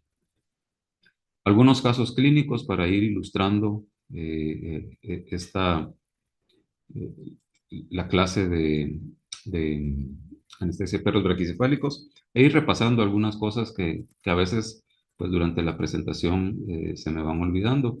Aquí tenemos, por ejemplo, esta perra de 9 años con un absceso perianal recurrente, ¿verdad? La anestesié muchas veces y en todas seguí el mismo protocolo, ¿verdad? Porque pues trato de hacerlo lo mejor posible. Aquí le estamos haciendo una oximetría dentro de la valoración preanestésica, ¿verdad? Para poder pues tener idea del grado de oxigenación y me marcaba 84% en mucosa vaginal. En mucosas, pues más eh, en esta mucosa que incluso está teñida con violeta y el pelo, etcétera, pues imagínense que nos diera un error de unos 3, o de 3 a 5 puntos porcentuales, aún así, ni siquiera llegaba a 90 la oximetría en esta perra. Y ella pues aparentemente respiraba bien.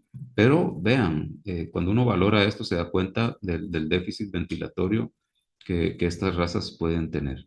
Entonces pues le hicimos una preoxigenación con campana, 3 litros por minuto, 15 minutos. Vean lo bien que le queda a esta campana a la perra, pues muy colaboradora, ¿verdad? Casi que ella ya sabía a lo que iba, ¿verdad? Que no entren los ojos dentro de la mascarilla y que le quede bien, para que el hocico del paciente quede bien dentro de la mascarilla, porque entonces ahí sí le estamos garantizando hasta el 60% de fracción inhalada. Es una fracción pues bastante buena.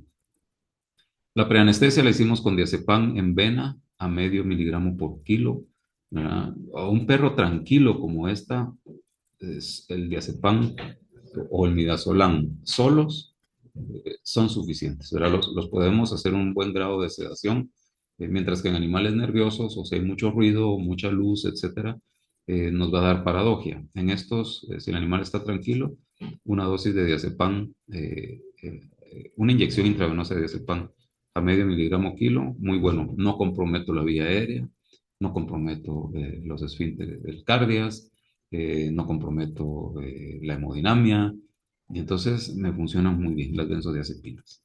La inducción Propofol, por el grado de sedación, en esta perra me hizo un grado de sedación 2 o 3, si no mal recuerdo. Tiendo a usar la dosis intermedia, 6 miligramos kilo. Si el paciente me hace grado 4, pues uso 4 miligramos kilo. Y si queda en grado 1 o se va a grado 0, entiéndase disforia, puedo usar hasta 8 miligramos kilo. Me da una inducción rápida, una inducción segura, pero, insisto, bien preoxigenada y sin quitarle la mascarilla al paciente durante la inducción. Recomendación muy valiosa, sin quitarle la mascarilla. Así se induce, ¿verdad? Le pusimos carprofeno como antiinflamatorio no esteroideo y el mantenimiento, pues con isoflorano, ¿verdad? Para poderle hacer el tratamiento de este absceso. Aquí quiero detenerme para que veamos esta comparación. Este es un cuadro de la elección del tubo traqueal en diámetro interno versus el peso del paciente. Esta perra pesaba 47 libras. Voy a acercar esto para que vean en la elección del tubo traqueal. 47 libras, o sea, la perra andaba, digamos, por acá. O sea, la perra necesitaba un tubo traqueal 11. Y le pusimos un tubo traqueal 6, muy pequeño, equivalente a 9 libras. O sea, sí se deben de utilizar tubos traqueales más reducidos de acuerdo al tamaño del paciente. De lo contrario, la intubación va a ser muy complicada, ¿verdad? No nos olvidemos de medir la longitud. Hago la observación, este no fue el tubo traqueal que le puse, este fue solo para la imagen, ¿verdad? Nunca el tubo traqueal al medirlo debe ser dentro del empaque, ¿verdad? No, no así. Yo lo estoy haciendo por ilustración. Pero es importante medir la longitud del tubo traqueal, ¿verdad? Desde los incisivos superiores hasta el hombro, hasta la punta del hombro. Si yo me paso de acá, me voy a bronquio, ¿verdad? Y hago una intubación endobronquial. Aquí marco el tamaño, ¿verdad? La longitud. Recuérdense que el rostro es muy corto. Aquí fácil, le faltan unos 5 centímetros de maxilar superior para poder poner el tubo traqueal. ¿verdad? Y el cuello también. Entonces, si yo me paso acá, me voy a bronquio y la intubación endobronquial puede darnos problemas también durante la anestesia. Si lo consideran necesario, pues pueden cortar el tubo traqueal y con esto le reducimos el espacio muerto instrumental al paciente, ¿no? Se le reduce, le quito este excedente y ya me queda un tubo traqueal corto. Ya con esto ya sé que hasta acá van los incisivos del paciente y que esto no se va a pasar a los bronquios. Entonces, pues son reglas interesantes, ¿verdad? Evito que se me vaya a bronquio porque puedo producir aumento del tono parasimpático si me voy a bronquio, ¿verdad? Y eso me puede llevar a bradicardias, hipotensión, bradiarritmias, bloqueos, etcétera. Eh, y también sobrecargo el pulmón entubado y puede haber colapso del pulmón no entubado. Entonces, mucho cuidado. Recuérdense también en la presión del inflado del manguito de neumotaponamiento, ¿verdad? Que no quede muy inflado porque también, o muy presurizado, porque también puedo lastimar el epitelio de la tráquea o generar mucho estímulo vagal. Aquí estamos haciendo la sedación con diazepam. Observen que el diazepam ideal por punción venosa directa porque forma microprecipitados en el suero. ¿Sí? Si lo voy a poner acá, como lo estamos poniendo acá en la Y del suero, aumentarle el flujo a la máxima velocidad, ¿verdad? Porque entonces pasa rápido y la formación de microprecipitados pues va a ser imperceptible. ¿Qué pasa con los microprecipitados del diazepam? Pues nada mórbido, pero se reduce la biodisponibilidad. Y si le reduzco la biodisponibilidad, pues no voy a tener el grado de sedación adecuado.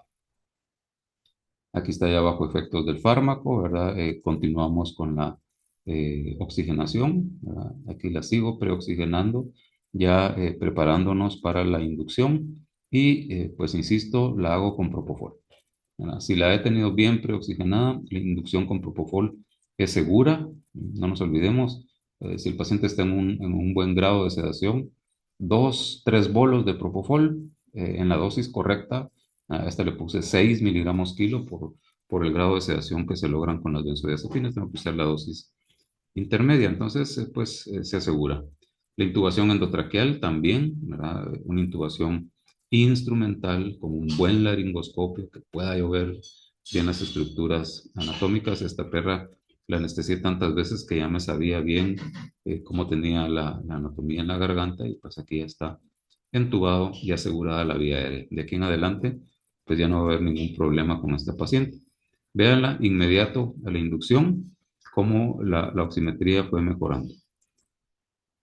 Y la tuvimos bien preoxigenada. Esta es la lesión que ella presentaba recurrentemente y pues bueno, había que tratarla pues quirúrgicamente por lo menos un par de veces al año.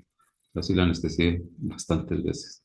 Era un problema asociado a la anatomía de la cola, ¿verdad? Pues era una línea que no sé si todavía existe, de bulldogs, que le denominaban cola de manzana, donde el pelo estaba pues invaginado dentro de la piel y formaba una especie de quiste epidermoide, ¿verdad? Y eso pues era reconocido como cuerpo extraño y formaba estos abscesos perianales pues que había que estarlos tratando periódicamente, ¿no? Pues es un caso clínico interesante porque pues siempre la manejé adecuadamente.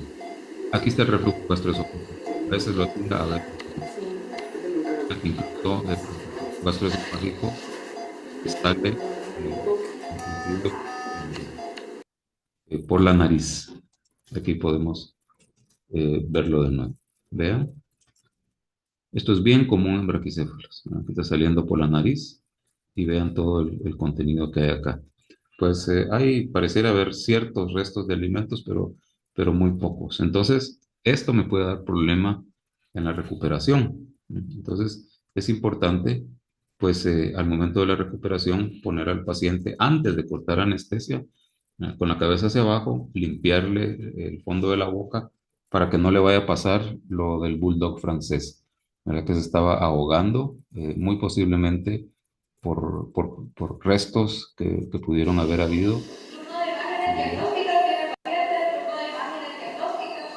Disculpen el ruido ambiental, pero eh, es parte de la clínica, ¿verdad? Aquí, pues este es un video, es un poco largo, ¿verdad? Relacionado con el tema de esto, ¿verdad? Pues no nos lleva nada más que ilustrar que esta maniobra pues va a ayudar bastante. Aquí está saliendo o goteando el resto de flujo que pueda haber, ¿verdad? Aquí ya cortado, ya se quitó el tubo, ya se quitó la anestesia. Ahora solo estamos terminando de limpiar el fondo de la boca para que no se vaya a asfixiar. Y aquí pues ya se encuentra el paciente en recuperación, ¿verdad? Pues como todo perro, ¿verdad? Se recupera, pero no extubamos tardíamente y sin ningún riesgo, ¿verdad? La molestia ahí que estaba tosiendo por la molestia que le queda no solo del tubo traqueal, sino del reflujo, ¿verdad? Del reflujo gastroesofágico que ya lo vimos, ¿no? Es bastante recurrente en estas razas. Ahí podemos ver a esta paciente pues con este problema. Eh, Paso ya a este otro caso, era el prolapso bilateral de la glándula del tercer párpado con hipotensión refractaria a norepinefrina. Este fue un caso reciente, lo hicimos hace un par de meses, un perro joven, sin clasificación de Dupré, sin nada de eso. El problema que nos presentó este perro fue hipotensión sin respuesta a norepinefrina. No tuvimos que dar eh, dobutamina para mejorar el hipnotropismo del paciente. Prolapso bilateral de la glándula del tercer párpado, ¿verdad? Aquí se ve la lesión, pues seguimos obviamente todos los protocolos. Miren con qué premediqué. Me gusta mucho premedicar a los braquicefalos con nalbufina y acetromicina, ¿verdad? Pues dan una muy buena eh, sedación, ¿verdad? Por si se están preguntando, ¿y qué tal si el problema de hipotensión refractaria a norepinefrina fue la cepromacina? Pues no, porque la cepromacina lo que puede hacer es vasodilatar, ¿verdad? Y por lo tanto la respuesta a norepinefrina es inmediata. El problema de este perro fue contráctil, la contractilidad del miocardio, porque respondió de inmediato a la dobutamina. Pero lo menciono desde el principio para que no vaya a existir pues, ninguna duda en cuanto a esto, ¿verdad? Por supuesto que yo si voy a usar acepromacina, mido presión arterial en los pacientes, ¿verdad? Si están hipotensos, pues no la uso. ¿Mm? Se da analgesia, entonces acepromacina, 0.05 miligramos kilo, nalbufina, 0.5 miligramos por kilo y nos da una muy buena sedación. Aquí tenemos ya un grado 3, imagínense, pues dan muy buena sedación, muy seguras, no impacta la ventilación y este perrito pues lo tuvimos en una muy buena sedación, ¿verdad? Estamos preoxigenando, pues esta mascarilla le quedaba grande, la otra le quedaba pequeña, entonces le quité la membrana, le puse un guante y vean cómo el guante talla o sea, la manga del guante nada más, y le talla muy bien en la nariz. Lo importante es garantizar, ¿verdad? Tomando en cuenta las variables flujo, fracción inhalada, tiempo. El flujo, 3 litros por minuto en un sistema cerrado. Fracción inhalada, 60%. Tiempo de 15 a 20 minutos, aunque respirara bien. Son protocolos. Yo aquí sí soy bastante estricto en cuanto a seguir los protocolos en estas razas, ¿verdad? 2 litros por minuto, 40-60 por 15 minutos. Suficiente en un perro que respira bien. Habitualmente la preoxigenación la hacemos durante 5 minutos. La inducción con propofol a 4 miligramos por kilo a cuarto de bolo, sin quitarle la mascarilla de oxígeno. Una inducción rápida, una inducción suave, se aborda la vía aérea muy rápidamente y pues logramos en el paciente un buen manejo. Veamos rápidamente esto, nos quedan unos minutos, un cuasi ahogamiento por reflujo, a un paciente que no fue ayunado, es decir, se le recomendó ayuno y el perro calificaba para el uso de benzodiazepinas, un cachorro joven, eh, eh, para el uso de agonistas alfa 2 medio miligramo kilo de xilacina intramuscular y el perro vomitó. Yo dije no lo anestesio, el colega referente insistió, hice que el dueño firmara una autorización especial, ¿verdad? Y afortunadamente lo hice porque aunque no pasó nada, pero el perrito pues sí, casi se ahoga. Es la misma imagen, es el mismo perrito que habíamos tomado para la preoxigenación. Aquí está siendo preoxigenado, ya bajo efecto del sedante, ¿verdad? Le puse muy inquieto, entonces medio miligramo kilo de xilacina, una dosis reducida en un animal que no está contraindicada por la edad, etcétera, pues hizo que el perro vomitara. Pues no tengo imágenes de esto, pero el perro vomitó y sin lugar a dudas que quedó algún residuo en la garganta, ¿verdad? Porque se estaba ahogando en la recuperación. Pues utilizamos midazolam con ketamina para la inducción, que es otra combinación. No tiene la velocidad del propofol, pero pues da una inducción muy rápida. Aquí están los fármacos que utilicé. Se usó bupivacaína para un bloqueo local porque se le hizo amputación de un dedo. Xilacina para la preanestesia, medio miligramo kilo. Midazolam con ketamina, 5 miligramos kilo de ketamina. 0,2 miligramos kilo de midazolam mezclados en la misma jeringa, en bolo. Fentanil como analgesia sistémica y Rimadil, valga la publicidad, de carprofeno para, como antiinflamatorio no esteroideo e isoflorano para el mantenimiento. Pero el animalito, aquí estamos dando la analgesia perioperatoria con bolos de fentanil. Y pues el perro se mantuvo muy bien. El problema fue en la recuperación. Hagan de cuenta que se comportó igual que el video que vimos anteriormente, ¿verdad? Pero este perro sí expulsó. Vean, se mantuvo perfectamente bien. Sí expulsó un contenido procedente del estómago. Aquí está el reflujo gastroesofágico, ¿verdad? Hubo ciertas apneas, la oximetría normal, lo que ocurre, ¿verdad? Habitualmente en una anestesia. Pero el reflujo clásico de los braquicefálicos. ¿Verdad? Aquí está, aquí podemos ver el reflujo que incluso por la nariz. ¿No? Entonces, son animales que sí nos pueden complicar un poco el tema de la recuperación, ¿verdad? Desde que uno mira esto, pues ya se da cuenta que el paciente va a requerir una asistencia especial durante la recuperación, ¿no? Vean, hubo bastante reflujo gastroesofágico y bueno, pues aquí está. No tomé el video del procedimiento porque el perro expulsó muy rápidamente esto, miren.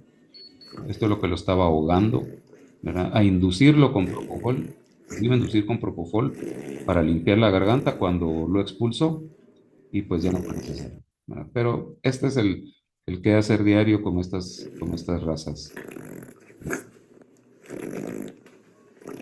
con el problema que le quedó, la molestia, ¿verdad? De todo ese material, pero todo por la falta de ayuno. Y esto es lo que expulsó y lo que lo estaba pues ahogando en la recuperación. Y fue extubado tardíamente. Y bueno, pues se recuperó sin ningún inconveniente. Colegas, nos estamos viendo el próximo sábado, ¿verdad? A las 7 de la mañana. Les deseo que tengan un buen fin de semana y pues que tengan un buen descanso. Hasta luego. Gracias, doctor. Feliz fin de semana. Igualmente, que descansen.